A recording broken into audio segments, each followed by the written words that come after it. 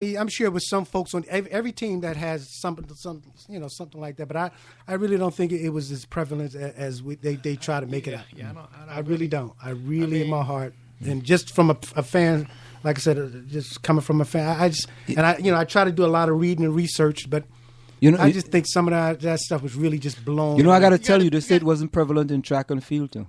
Yeah. Ben Johnson.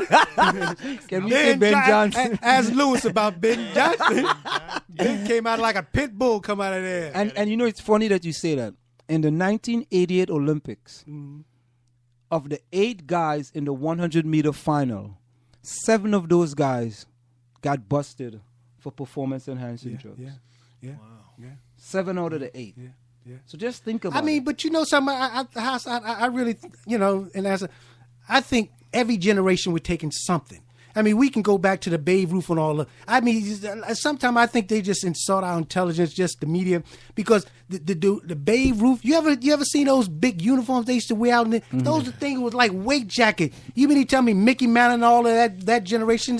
The doctor wasn't giving them something. Mm-hmm. They may have called it something else. I just don't believe. Every generation, I think, took something. Mm-hmm. You see what I'm trying to say? Like I said, we go back to Babe Ruth, and I can guarantee you, he wasn't just eating hot dogs and drinking beer. Mm-hmm. You know what I'm saying? They was giving. He stayed out all night long, and they had a doubleheader. Come on, man. Maybe the next day he was popping a little bit of amphetamine. They was giving him something, some shoot. I guarantee they was, Hassan. Just to keep I just don't see that. No, Hassan. Yep. What type of advice will you give parents today who want their kids to be involved in football? What type of advice would you give those parents? You've been through it. I tell them to don't push that kid. Don't push him. If he wants to play, let him play. If not, leave him. Make sure his equipment is real important. Especially like a lot of times those the little tots, I think they call them now. Mm-hmm. Equipment, you got to make sure he has the proper equipment, and make sure he really the kid has to have fun doing it. Yeah, if he doesn't have fun doing it, don't allow him to play it, because if you're not having fun, he's not going to want to do it. So, Hassan, I just want to understand this. It's fun running at a guy at 15 miles per hour. When you're getting paid for that. So see, that's the thing we forget. Actually, it's fun as a kid. Yeah, as a kid. As a kid, it's pretty fun. Yeah. As college, it's fun too.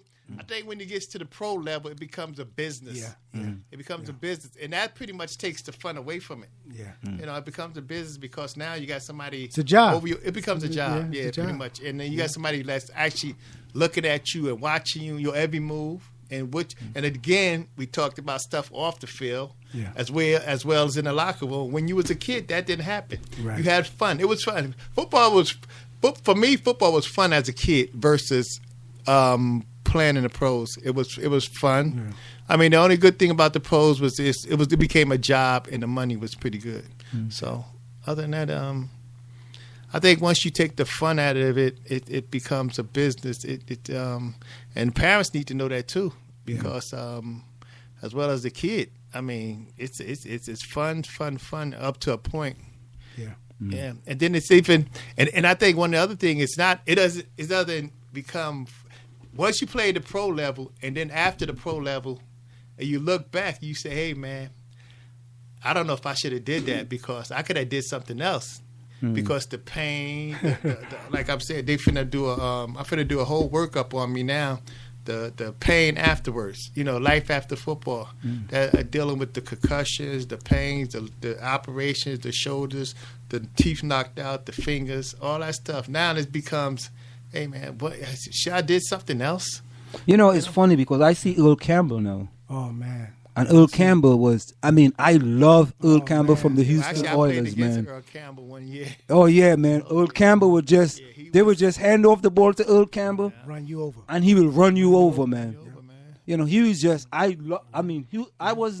that's when I was just really coming into football. Yeah. I remember Earl Campbell. They would call him the Tyler Rose. Man, they just give him the ball, and that guy would just run you over, man. Pittsburgh broke him up, though. That's who really broke him up. Yeah, one guy couldn't take him down. Yeah. Him or Walter Payton, those guys. You had your first start against Walter Payton. Against Walter Payton. Yeah, great Hall of Fame, Walter Payton. But those guys, one guy not gonna take. And then we had Bo Jackson, which was a.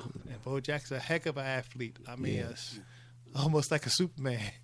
Yeah. I mean, most of them guys, Anson, I mean, really, really outstanding athletes, man. I mean, with Haas, I seen him do some stuff, man, that even in his later years, man, I was just phenomenal athletes. That's one thing we don't realize with them football players.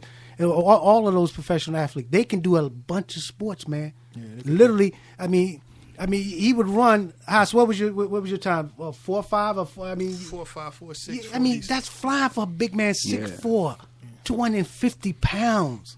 No, Rod, what it was like for you to have a big brother? Oh man, who was a professional. Awesome. Matter of fact, I was in college in Fayetteville State, Fayetteville, North Carolina, and when he was a rookie, so I come down there with me and my college buddies. We drive down to Tampa.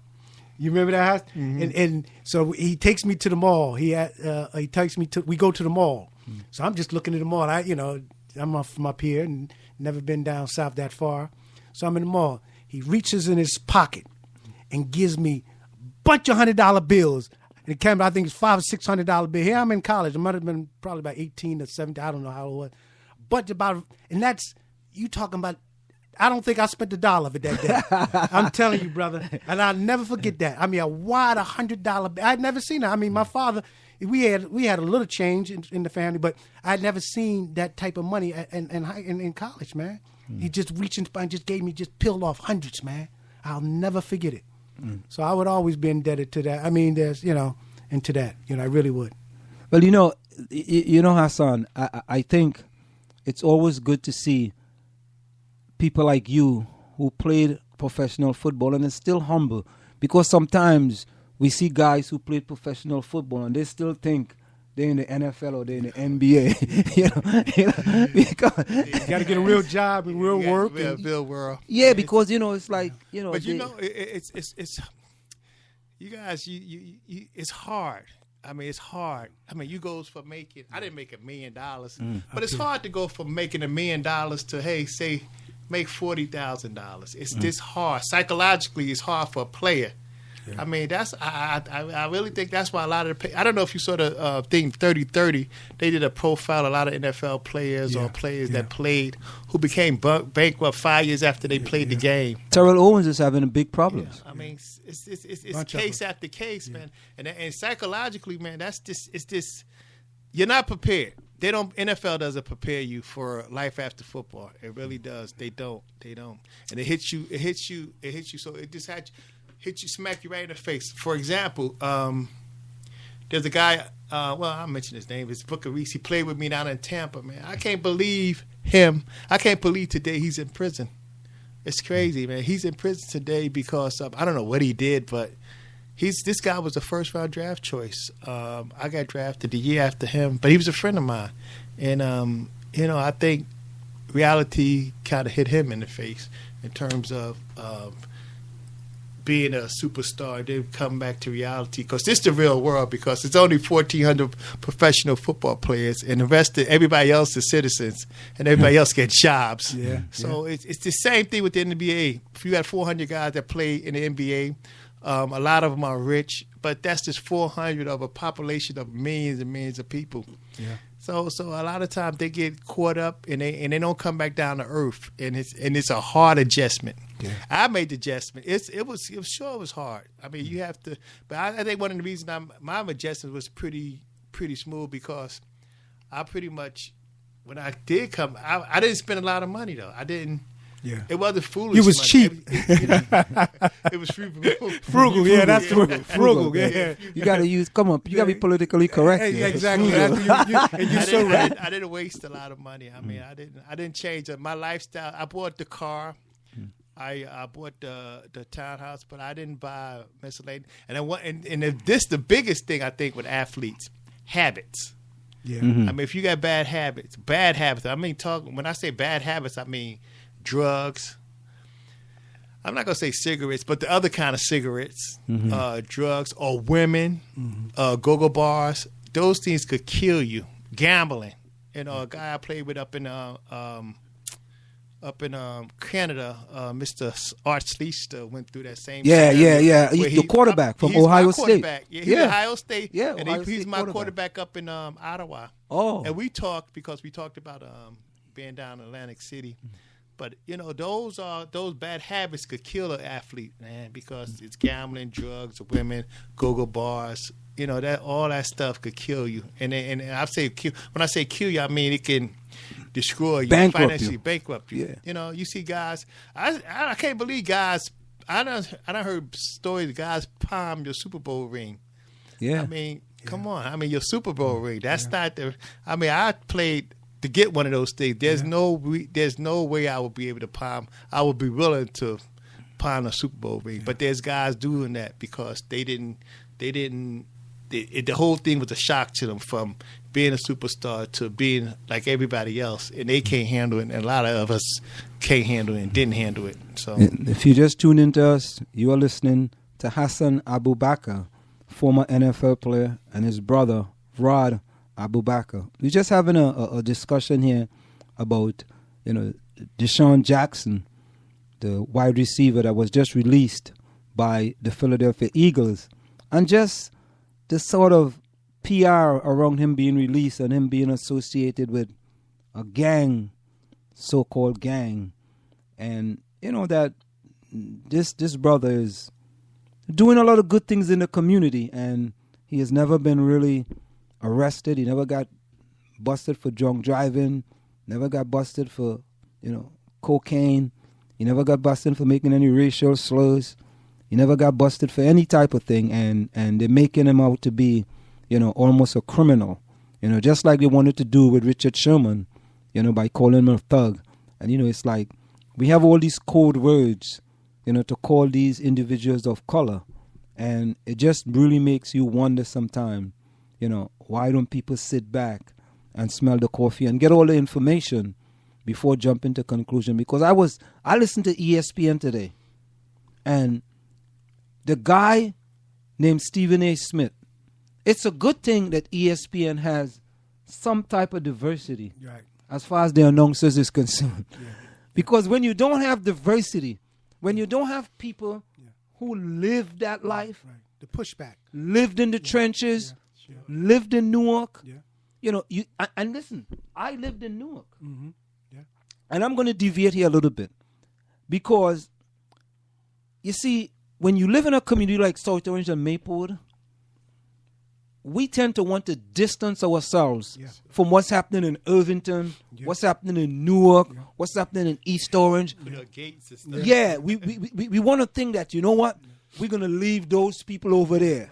Yeah. Never think it's going to eventually seep through. Exactly. Seep through. Exactly. But what happens is that you got to understand that it's surrounding you. Sure. So what you have to do is to become part of that process. Exactly. To help these people. Right. Because when it was snowing, the streets in South Orange and Maple will be clean.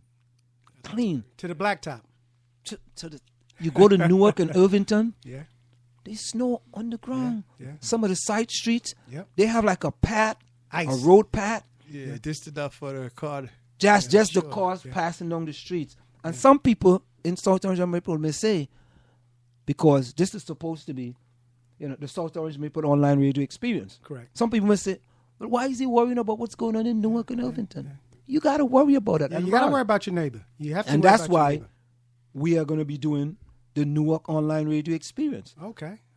Which is so important for the people in Newark to have their say as well, to have a media outlet where they could discuss things, because there is nothing for them. Yeah.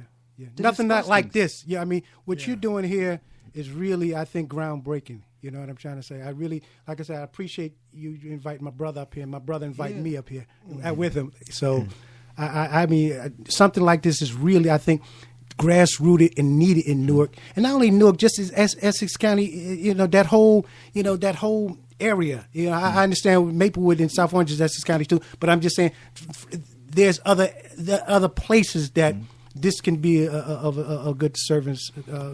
You know, and I also think about, you know, the education system. I mean, Newark is run by the state, Yeah. and they have one of the biggest school budget Yeah. in New Jersey. Yeah. So there's a lot of money. Yeah. Yeah. Hey, $1 billion. You're talking about $1 billion. Yeah, You're talking about $1 billion. and the people who are part